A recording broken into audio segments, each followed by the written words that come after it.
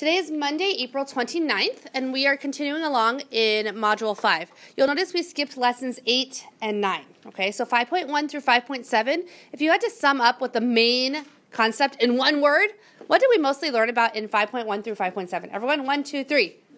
Volume. Very good.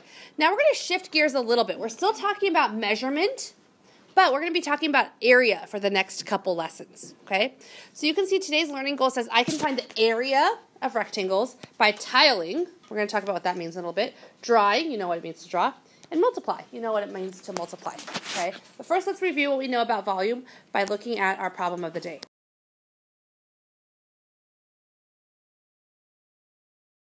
We've talked briefly about this before, but what are the different kinds of units we've learned to measure things? If I want to just measure the distance from me to Tarun, what kinds of units might I use? What's one kind of unit I could use to measure how far it is from me to Tarun? Tarun? I could use centimeters, sure. What else could I use? Maddie? Like meters. Meters, sure. Brian? Millimeters. Millimeters, sure. Anything else? Geffen? Inches. Inches, sure. Aradna? Feet, absolutely. Could I use yards, miles, things like that? Could I use how many footsteps? Yeah. The distance from me to Tarun is a line, right?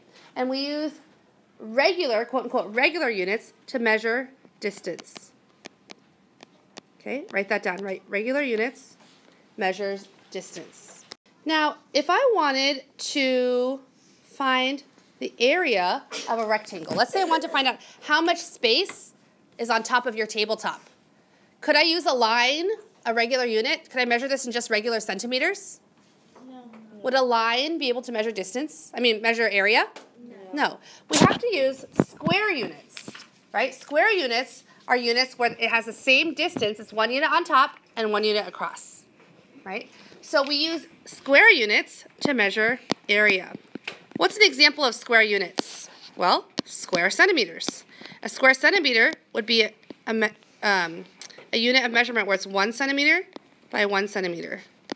Does that make sense? Okay, because I would have to use square centimeters to cover this area.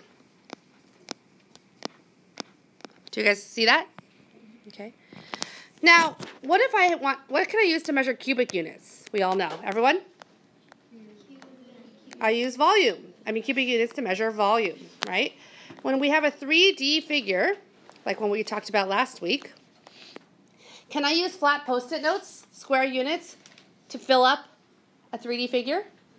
No, I have to use cubic units. And a cubic unit is a unit where each side, for example, is 1 centimeter. 1 centimeter by 1 centimeter by 1 centimeter. That's 1 cubic centimeter.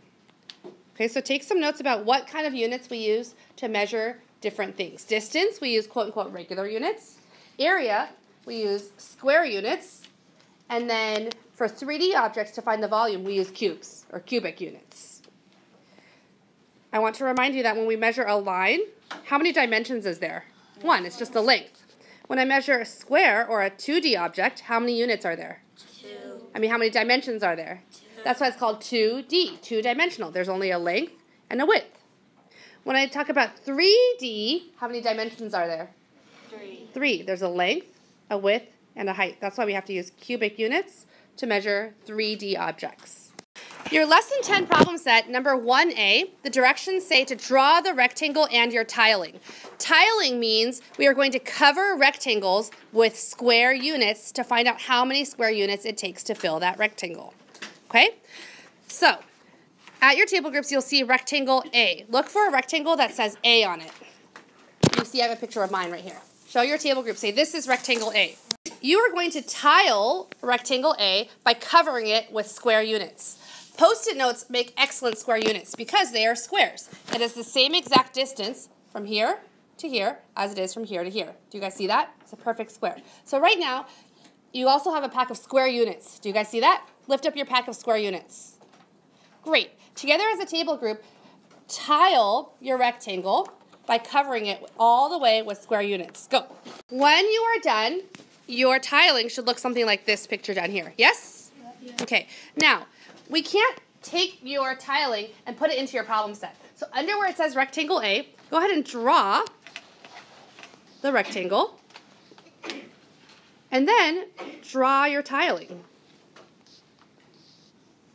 Okay, remember our learning goal says I can find the area of rectangles by tiling. We already did that. This step right here where you put the square units on is the tiling. Now this is drawing, right? Okay, and then now let's count how many square units we used. 1, 2, 3, 4, 5, 6. Go ahead and write that in your tiling, in your drawing. What's the area? How many square units is the area of rectangle A? 6. 6 units. 6 square units. Okay. Now, then it says use multiplication to confirm the area. Well, if I look, how do I find area? By the way, it's length times width, right? Length times width. Okay. What's the length of my rectangle? 3. 1, 2, 3. Label it. What's the width of my rectangle? 2, right? Because there's 1, 2. Do you guys see that? So how do I multiply it then? The area is 2 times 3, which is? 6. Does that check out with what we counted? Yeah. 6 square units. The reason why we have to say units and not centimeters or feet or inches is because our square units, we don't know, right? We don't know. This is 1 inch. It's not. It's 1 unit. Okay, very good.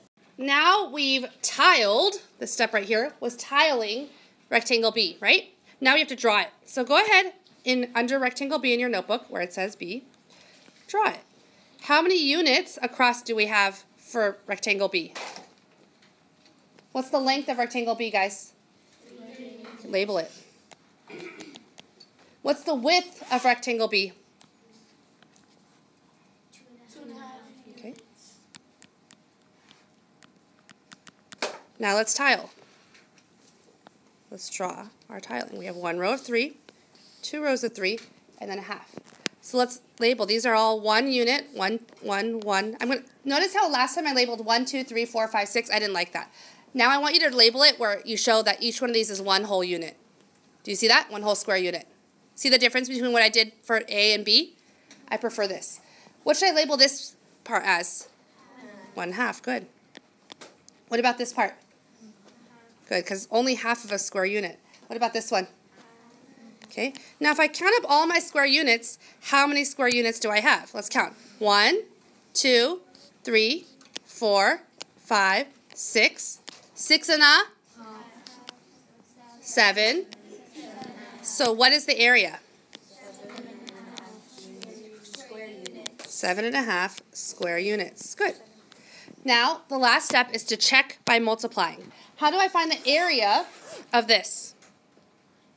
I multiply the length times the width. So it's 3 times 2.5. Am I ready to multiply? Why not? Because I have a? Good. Sawyer, how can I change 2.5 into an improper fraction so I can multiply? This would be 3 times? 1/2. Huh? 2. How many halves is this all together? How many halves does it take to make 1 whole? 5 halves. Good, 5 halves. Now am I ready to multiply? Yes. What's 3 times 5? 15. So this is 15 halves. Can I simplify that? Yes. What does that equal? 7.5. Is it the same answer?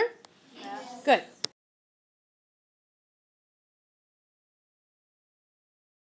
In this case, I can see that I have 1 square unit here and another square unit here. So how many square units did I circle so far?